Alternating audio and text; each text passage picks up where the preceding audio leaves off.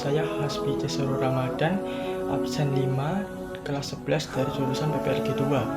Di video kali ini saya akan memberikan ceramah agama bab 4 tentang menebarkan Islam dengan santun damai melalui dakwah, khutbah, dan tabligh.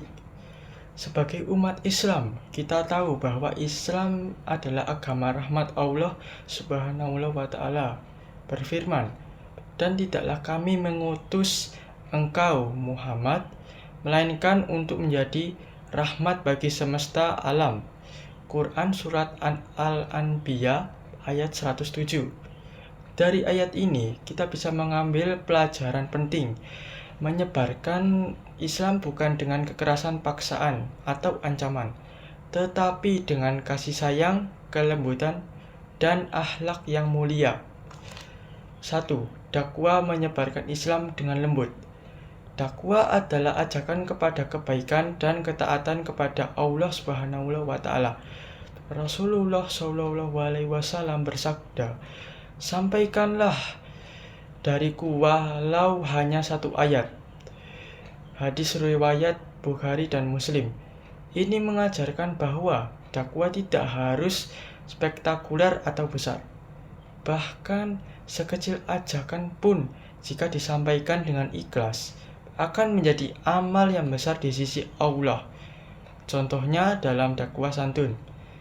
1. Seorang tetangga menegur tetangganya dengan lembut tentang menjaga kebersihan lingkungan. 2. Guru yang memberi nasihat tentang sholat kepada muridnya dengan penuh kesabaran. 3. Orang tua yang menuntun anaknya untuk jujur, sabar, dan saling menghormati. Kunci dari dakwah yang efektif adalah akhlak yang mulia. Orang lebih mudah menerima pesan kebaikan jika penyampaiannya ramah, rendah hati, dan penuh kesabaran. 2. Khutbah menginspirasi melalui kata-kata dan hikmah.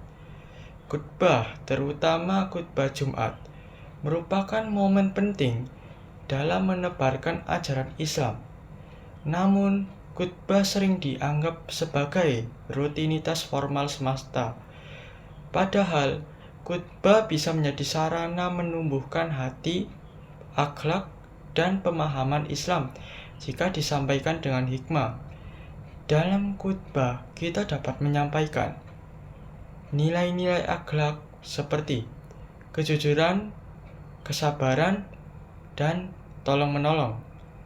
Dan juga kisah nyata sahabat Nabi yang mencontohkan keteguhan iman dan pesan toleransi dan persaudaraan agar umat Islam bisa hidup harmonis dengan masyarakat sekitar. Contoh khutbah yang menyentuh adalah seorang khatib menceritakan kisah seorang sahabat yang diuji dengan kehilangan harta, namun tetap sabar dan bersyukur. Pesan itu kemudian diterapkan dalam kehidupan sehari-hari jamaah, bahwa kesabaran dan tawakal adalah jalan menuju keberkahan. Dengan pendekatan seperti ini, khutbah bukan hanya didengar, tetapi dirasakan oleh hati. Jamaah akan memahami bahwa Islam adalah agama yang penuh kelembutan dan rahmat. 3. Tabligh, menyampaikan pesan Islam secara langsung. Tabligh adalah penyampaian pesan Islam secara langsung kepada masyarakat. Bisa dilakukan di masjid, sekolah, rumah, komunitas, bahkan media sosial. Prinsip utamanya adalah tidak menyinggung, tidak memaksa, tetapi menekankan keindahan ajaran Islam. Rasulullah SAW selalu mencontohkan tabligh dengan cara yang lemah lembut dan memberi teladan nyata. Suatu kisah yang bisa kita ambil pelajarannya. Seorang pemuda skeptis bertanya kepada Muhammad, atau nabi tentang Islam. Rasulullah tidak marah, tidak memaksa, tapi menjawab dengan lembut, menjelaskan ajaran Islam dan menunjukkan akhlak yang mulia. Akhirnya pemuda itu tersentuh dan menerima Islam. Hal ini mengajarkan kita kelembutan hati dan akhlak yang baik lebih efektif daripada paksaan. 4. Prinsip-prinsip yang menebarkan Islam dengan santun dan damai. Agar dakwah, khutbah, dan tabligh efektif, ada beberapa prinsip yang harus dipegang. 1. Ikhlas dalam niat. Segala upaya menyebarkan kebaikan harus semata-mata karena Allah Subhanahu wa Ta'ala, bukan mencari pujian atau popularitas. 2. Sabar menghadapi penolakan. Tidak semua orang akan menerima dakwah kita dengan cepat. Rasulullah SAW menghadapi berbagai penolakan, bahkan hinaan, namun beliau tetap sabar. 3. Bahasa yang lembut dan mudah dimengerti. Kita harus menghindari kata-kata yang menyakiti hati dan menggunakan bahasa yang ramah, jelas, dan penuh hikmah. 4. Menjadi teladan. Orang yang lebih mudah menerima kebenaran jika kita sendiri menjalankan ajaran yang kita sampaikan. Misalnya, jika kita mengajak sholat berjamaah, pastikan kita juga disiplin sholat tepat waktu. 5. Menggunakan metode yang sesuai konteks. Dakwah di sekolah berbeda dengan dakwah di komunitas orang dewasa. Kita harus menyesuaikan metode agar pesan tersampaikan dengan baik. Contoh praktis menebarkan Islam dengan santun. Pertama, memberi senyum dan sapaan hangat kepada tetangga atau orang yang ditemui setiap hari. 2. Mengajak teman melakukan kebaikan kecil, misalnya sedekah atau menolong orang lain. 3. Menyebarkan ilmu Islam melalui media sosial dengan konten yang edukatif, inspiratif, dan tidak provokatif. 4. Membiasakan diri menjadi teladan akhlak di rumah, sekolah, dan lingkungan kerja. Ingat, hal-hal kecil ini bisa menjadi cermin ajaran Islam yang lembut dan damai. Menyelenggarakan majelis ilmu kecil tidak harus besar atau resmi.